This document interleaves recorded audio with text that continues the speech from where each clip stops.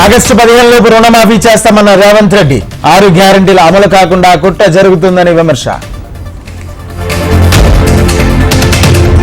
మిర్యాలగూడలో తొలి సభ, సిద్దిపేటలో ఆఖరి సభ.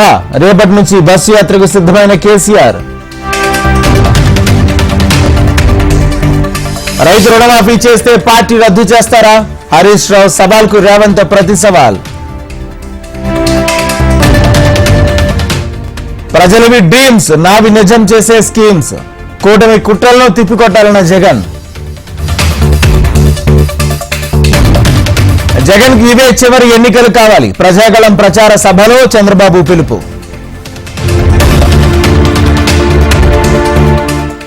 కవిత, కేజ్రీవాల్ జ్యుడిషియల్ కస్టడీ పొడిగింపు. మే 7 వరకు తిహార్ జైల్లోనే ఇరువురి నేతలు. ఇండియా కూటమి నిజాలు జీర్ణించుకోలేకపోతుందన్న మోడీ. కాంగ్రెస్ ఓటు బ్యాంకు రాజకీయాలు చేస్తుందని మండిపాటు.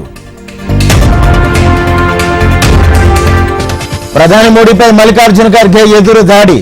పేద ధనిక వర్గాల మధ్య అంతరం పెరిగిందని కౌంటర్. కొండగట్టు హనుమాన్ ఆలయానికి పోటెత్తిన భక్తులు. అంజనను దర్శించుకుని మొక్కులు చెల్లించుకున్న భక్తజనం. హిందూపురం స్వాతంత్ర అభ్యర్థిగా పరిపూర్ణానంద స్వామీజీ నామినేషన్. ఎన్నికల రిటర్నింగ్ అధికారికి నామినేషన్ పత్రాలు అందించిన పరిపూర్ణానంద. రేపు తెలంగాణ ఇంటర్ ఫలితాలను విడుదల చేయనున్న విద్యాశాఖ సెక్రటరీ.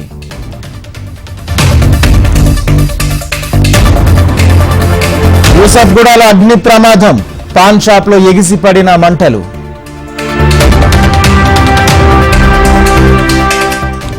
మహబూబాబాద్ బీఆర్ఎస్ లో వర్గపోరు. శంకర్ నాయక్ ప్రసంగాన్ని అడ్డుకున్న రవీందర్ రావు వర్గీయులు.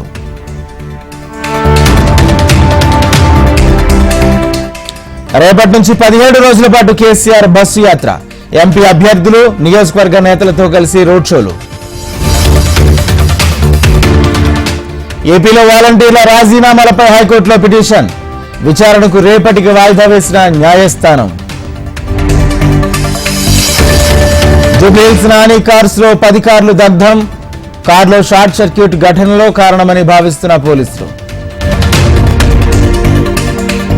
మరోసారి పెద్ద మనసును చాటుకున్న రెబల్ స్టార్ ప్రభాస్.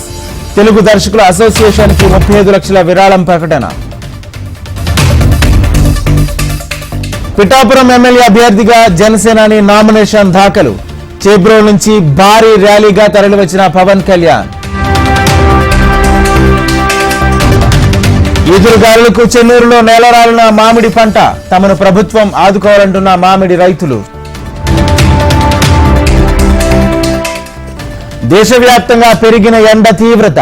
ఏపీలో 43 మండలాలకు వడగాల్పుల హెచ్చరిక. కేంద్ర ప్రభుత్వానికి వ్యతిరేకంగా కర్ణాటక సర్కార్ నిరసన. రాష్ట్రానికి రావాల్సిన నిధులు విడుదలలో జాప్యం చేస్తుందని ఆగ్రహం. మలేషియాలో 2 హెలికాప్టర్లు ఢీ. 10 మంది నావికాదళ సిబ్బంది మృతి.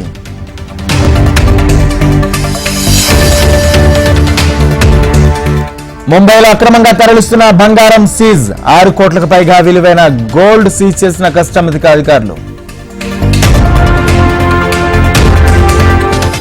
కీలక రంగాల్లో అమ్మకాల జోరు. స్వల్ప లాభాలతో ముగిసిన దేశీయ స్టాక్ మార్కెట్లు.